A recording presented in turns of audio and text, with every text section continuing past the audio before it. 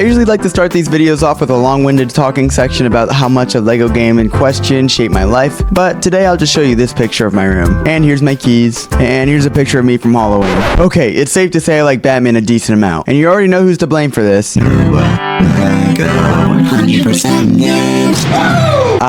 Where do I begin? Lego Batman, arguably the greatest game in the early Lego catalog, and easily the best combat system. This game introduced many kids to the pure aura that was Batman, and it also introduced many younger siblings to the unfairities of not being player one. I, and many other Lego game enjoyers, hold this game to a very, very high place of untouchable status. With the recent announcement of Lego Batman Legacy of the Dark Knight, it got me thinking though, will it be possible to outdo the originals, or has nostalgia just rotted my brain too much? So, using the power of just playing the games and finding out, I will decide if the games are actually that good, because obviously my opinion is fact. And we'll be doing this starting today with the original Lego Batman. Before we hop into it, I am trying to get 100% on all Lego games before I reach 5,000 subs. If I fail to do that, I will have to get a Lego tattoo of your guys' choice. On top of that, if I get to 1,000 subs before the end of the year, I will attempt to 100% my least favorite Lego game in just one stream. So basically, I'm saying you guys should subscribe if you'd like to enjoy my suffering. Alrighty, we start this game by witnessing the iconic cutscene where all your favorite villains break out of Arkham, like Kink Woman, the Monopoly Man, and one of the zombies from that one Disney movie. We then see Riddler and his crew of cronies talking about their big plan to steal various things, but I won't share too much on that right now because we will get to see that later. If you know, you know. We finally get to see Batman after nearly 5 minutes of cutscenes, and they see a smoking bank, and we need to check that out and get one of the most iconic levels from this game, because it is a level that every person who's ever touched this game has played. Batman and Robin work their way through the roofs until I unlock the demo suit, which gives Batman literal bombs, which is We then continue through the streets of Gooners until we unlock Robin's cute little tech suit, where he drives a little drone car to help us get to Turd Guy, who is feeling up some gold. After spraying Turd Face with some Febreze, he gets trapped, but Riddler manages to get away with the key that Clayface stole, and that iconic intro is over. The next level has my goat and his orphan going into an ice cream place to go find what Mr. Freeze is doing, because that just makes sense. We quickly unlock the magnet suit for Robin, which is just a really annoying suit if you listen to it. We make it inside and Batman unlocks his Clyde suit, which does exactly what it sounds like it does. We continue through this factory until we make it to Mr. Freeze, which he receives straight belt. Once again, Riddler is able to get away with the thing that Mr. Freeze was trying to get, and that is that. Riddler and Two-Face now have the freeze gun, which I don't remember them ever using or doing anything with it in this game. But regardless, Batman and Robin need to catch up to them. We now get this game's first vehicle level, and it's probably also one of the best vehicle levels in this game. That is not really saying much though, because early Lego game vehicle levels tend to not be very enjoyable. It's just shooting these vans and dragging them to a helicopter to get them airlifted right back to Arkham. Once we finally make it to Two-Face, we have to do the exact same thing, but instead of being dragged, they shoot missiles at him. Two-Face makes a break for it, but we target Riddler because he's more punchable. Then that fine piece of plant lady helps Riddler to escape, and this one is over. Using the Bat's supreme detective skills, his computer tells him that they went to the greenhouse or something. I forgot the exact layout of Gotham, but they went to a place that has plants, okay? We beat up some goons. Heh goons, and unlock the sonar suit, which uses a bat-like screech to break glass. Speaking of breaking glass, you should break your phone screen by slamming that subscribe button, so you can witness me hate the world for 20 plus hours while I try to get the 100% on Lego Indiana Jones 2. Sorry, I had to. Anyway, we continue through the green place until Batman unlocks a very, very important heat suit, which can be used in exclusive 2 times for the rest of the entire game. No matter, because we finally make it to Poison Ivy, we fight her plant goons until being able to destroy her plants, then Robin finally gets to destroy her, if you know what I mean. You know the drill, the Diddler manages to sneak away once again, leaving us with just another end screen. Now it's time to move on to the last level of this part of the story. Two-Face and Riddler have made it to the bank that they have planned on robbing, so that isn't good. They are already inside though, so we're basically playing catch up at this point. After doing various activities required to scale this building, we make it inside to Yay-Face, but I low-key don't feel like doing all that, so I kind of skipped it with what is the broken glide suit in this game. There was then this laser room that takes us to the main vault. Inside is Riddler and Two-Face. We make light work of Mr. Face, but then the Riddler thinks it's his turn, so he also receives this work. But then he mind controls the poor defenseless Two-Face into getting pummeled some more. Even though he wasn't being controlled by Riddler, Robin decided to show no mercy. We finally take down Riddler, Robin gets jiggy, and they're all locked away for good. This brings the first hero section to an end. Oh yeah, there are 3 hero sections of this game. Once you finish each of them, you unlock a villain counterpart to each level. This is a really cool thing about this game, but we aren't there yet, so hold your horses. Now it's time to go on to the second story. Technically, we can also go to the third story, but per the Noah Lego usual, we will be going in order because I am a normal person. We get a brief cutscene where we see the Penguin and his group of troublemakers planning something devious that we will get into later. But as far as Batman and Robin know, Kink Woman has stolen a gem, so we need to get that back from her. First thing we do is scale this building until we're met with Cat Lady, and we beat her up just for her to run away. So of course we continue to follow her, unaliving any goons we meet along the way. After some more solid rooftop designs, we make it to her in the most annoying boss fight in this game. We get a few hits off her, then she runs to the very opposite side of the building and makes it super triggering. But hey, she gives Batman a kiss to make up for her troubles. She does give the gem to one of her cats, but it's okay because we lock her up and she totally won't break free later or anything. With that level over, we move on to a bad level. The boat levels just kind of remind me of the ground ship levels from the complete saga, and I don't need to relive that PTSD. My least favorite part of this level is when you have to drag these bombs and hit the submarine. But these freaking stupid penguin guys keep getting in the way, so that's not very cool. But I am rewarded with this level being over when I'm done, so that's pretty cool. The next level takes us to the sewer in pursuit of Killer Croc, probably because he has something to do with what happened in the last level, but you'll never know, unless you were watching my stream, which you totally would have been able to watch live if you had subscribed with notifications on. We do some bogus until Robin unlocks a scuba suit, which does scuba suit stuff, which is really fun to say. We go through this room, and this one to make it to Mr. Croc. He throws some stuff at us, and we get a chance to throw something right back at him. These hands! He gets conked out, and this level is finito. We suspect some sussery is happening at the zoo, so we head that way to check it out. We get inside and make our way through all the different exhibits. We make it to the safety hazard exhibit where all the giant alligators are just chilling with little to no safety rails. I would argue it's encouraged to hop in as a visitor. No concern to us though, because we made it inside the boat and found what Batman thinks he looks like and one of the more creative boss fights in this game. We use this sound machine to knock Man-Bat out of the air and defeat him, ending this level bringing us to the ice exhibit. Most of the stuff before we get inside doesn't matter too much, so we're low-key just gonna move past it. We see Catwoman has been broken out of jail again, and Penguin has been making some weird robot penguin sweatshop, so we must stop whatever this is. We free the bomb birds and beat up Catwoman, so now it's time for Cobblepot's demise. After giving him the beatdown, we have saved the city from his random scattered penguin bombs. We lock up all the treacherous villains, and it's time to move on to part 3 of the hero side.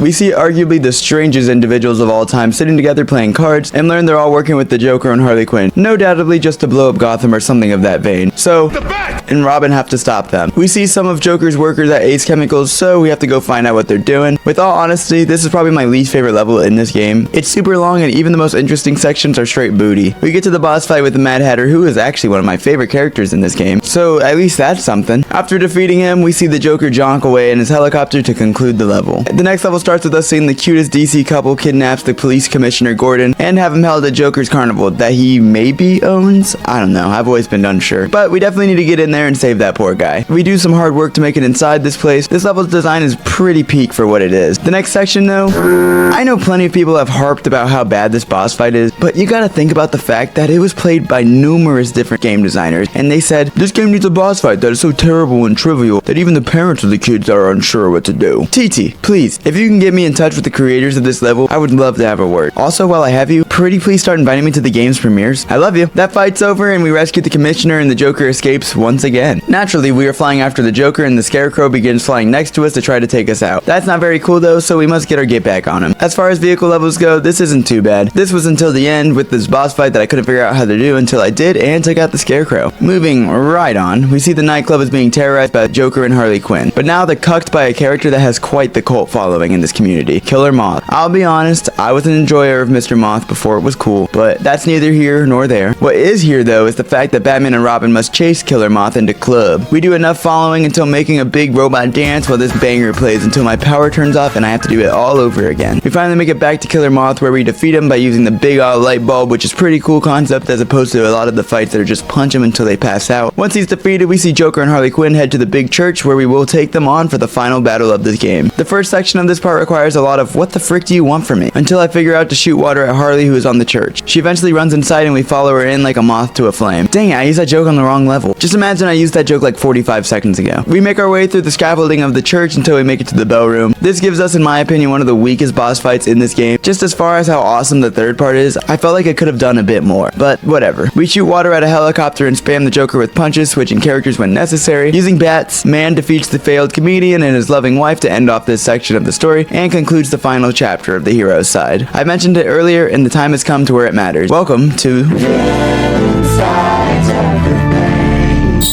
These levels are so cool because it kind of fills in the gaps from the story from the hero side. For example, the villain side starts the same way the hero side started, but this time I'll try to explain their evil plan. The Riddler wants to break into the big bank in Gotham by lasering a hole in the back and sneaking in. For this plan, he is going to need the ice gun, a big tree, a big regular gun, and a key. Our first step is with Clayface and Riddler getting into a smaller bank to get the aforementioned key. We are instantly introduced to the Riddler's manipulation of mind powers and Clayface's double jump, which is pretty epic, and pretty much doing everything opposite of what Batman and Robin do in the first mission. Clayface and Riddler blow into the bank, getting the key and triggering the end of this level. The next stop is the freeze race, so Riddler and Mr. Freeze go to break into the ice cream factory. This beginning of the level area was really confusing for me, and I'll be honest, I was stuck for a little bit, but I locked in and figured it out. The rest of the level features the two making their way through the factory using Mr. Freeze and Nager's ice gun, which can freeze things. Who would have thought? In the final area, we might control this guy to switch up on his day ones, and that ends this level. Next up is Poison Ivy, who needs to get the enormous plant. Poison Ivy is really cool because she can kiss people and make the plants grow and make something else grow, if you know what I mean. But that's besides the point. Riddler assists in getting inside of Gotham's greenhouse, and we free this big carnivorous plant. Ivy can also jump really high and use these love doors, because she's a cutie patootie. We eventually get to this part of the level where we create a giant plant that we can ride and create a lot of destruction. We make it to the final fight of this level, and it features a lot of cops annoying me while I try to turn on some freaking lights. He gets Riddler those seeds for his grand plan, and that ends that one. Now it's time to work with Two-Face to break into another bank. This time, it's for a big gun, which I suppose must just be chilling inside. We accidentally fill this room with toxic waste and find out Two-Face can just swim in acid, which is cool. After we create another big machine thing, we must destroy the security measures with it. This gives us leeway to get the BFG. It has now become time to pull off the heist of the century. We use the ice gun to make a path on the water to get the bank. Sorry for saying this was never used. I forgot. We use the big plant to get us up, then we try and use the big gun to blast through the door, but it's too strong, so we must use another way. This leads us to getting on top of the bank and managing to mind control the police helicopter to blow up the door and end up inside. Once inside, we do some silly puzzles, mainly dealing with the Riddler's whole mind controlling thing to get closer to the vault. We create one more giant mech, and it leads us into the conclusion of this first villain section. We start the second villain part by seeing a group of individuals with a strange amount of animal theming between them. We know Mr. Penguin plans on planting these little black and white duck robots all over the city and to control them using a big mechanism. The first level starts at a shipping dock because there's a container there that they want to steal, so we get to work alongside Bane, who's just juiced out of his mind. Nothing too crazy happens in this level. We do a bit of this and a bit of that, and it's all over. Now we move on to the second level, which features Catwoman this time. We must scale buildings of Gotham while using Catwoman's double jump and pure sexual attraction to get through this door. We then get to fight a whole helicopter, and that goes well, and it's time to get inside the museum. This section is extraordinarily lengthy, and it doesn't help that this dinosaur ride is extremely slow. But all this bogus aside, we blow up the security around this gem, and it's time to go. The next part takes us to the waters of Gotham, where Killer Croc and Cobblepot work together to evade the feds. This level doesn't feature anything too crazy until we get to the end, where we have to fight this giant boat. This fight is much less intolerable than the Penguin fight from earlier, but I still could have gone without it. With that level concluded and behind us, we've gained some distance from the cops, so we decide it's time to break Catwoman out of jail, because as you saw earlier, she was captured. We do this via sewers into the police station, naturally. This level is fine. The pipe section is pretty cool, and it's followed with us building a giant croc and terrorizing some poor workers down there. We are villains though, so this checks out. Somehow we end up floating straight into the bathrooms of the police station. From there on, it's pretty much a straight shot, with the addition of unaliving cops to get to Catwoman and freeing her. From there, we go to the zoo with Man-Bat, who we ditch for him to deal with Batman and Robin alone, which leaves Man-Bat without his own special time to shine. No one cares though, because this gives us one more level with Catwoman, while we try to get to the Penguin area of the zoo. This part includes a bunch of connected puzzles, which I really like. You have to grab this before you can do that, and you need to do this first in order to do that. I love this type of level. Once we're inside, we take out some guards, and it's time to do the first attempt of the hardest mini kit in this game. Cue my music.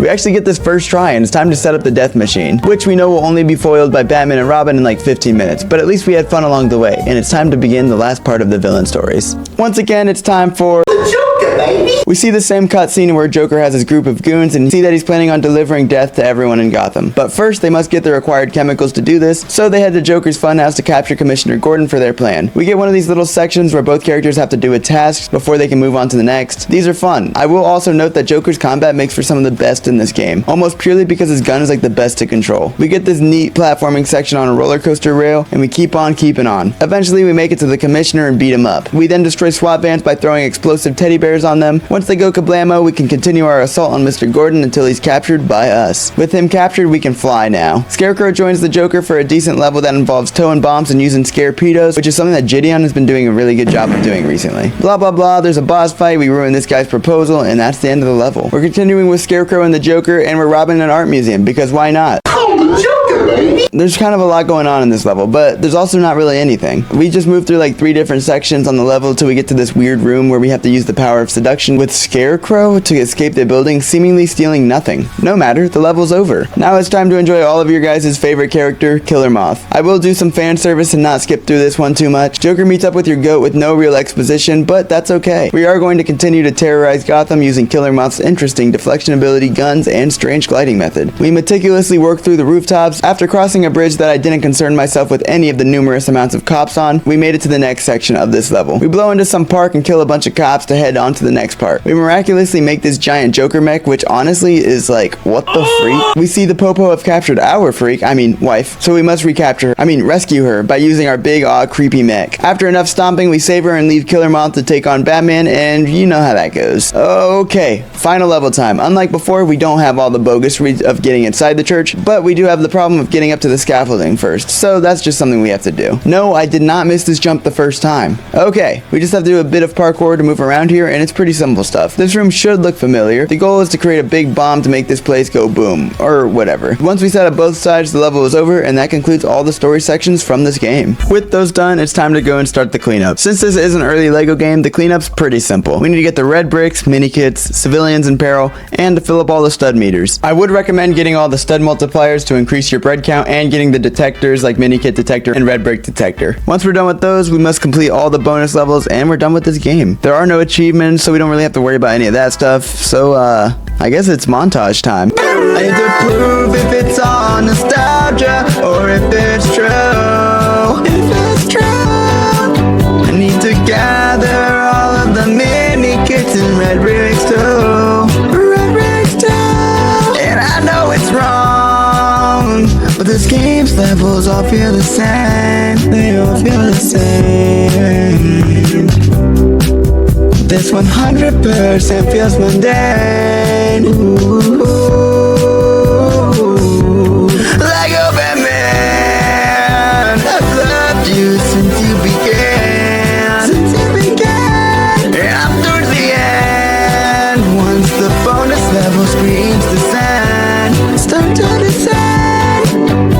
I've purchased all of the characters and got the data too. Lego Batman, I've loved you since you began. Overall, I had a lot of fun revisiting this game. It's just one of those games that will always hold up when talking about its legacy and the impact that it had, not only on LEGO games, but especially the superhero games. I, as well as so many of you, feel such nostalgia when equipping a new suit, or opening into the Batcave, or maybe even just opening the game and hearing the intro music. It truly is amazing. To think this game has pretty much the full first original story, with slight inspirations from the movies, makes it even better for me. The combat in this game, the puzzles also feel really solid, especially for early LEGO games. That being said, I can't sit here and tell you with a straight face that this is the end-all be-all of all LEGO superhero games. This game has a lot of levels that are not the most exhilarating things of all time, but they could get away with that because in 2008 it was just exciting to be able to be a LEGO person beating the crap out of other LEGO people. Once again, just to restate it, I love this game, but I won't even entertain the idea that this is the best game from the LEGO Batman series. But I suppose that will be a conversation for a future video. Let me know your opinions in the comments, and if you think I'm an idiot who has no clue what he's talking about, feel free to let me know. Also subscribe so I can give that no huzz energy. Thank you for watching. Seriously, if you enjoyed this video, leave a like, maybe subscribe if you're into that type of thing, and feel free to check out my other videos, especially if you liked this one. And lastly, share this with someone under the height of 5'4" because short lives matter.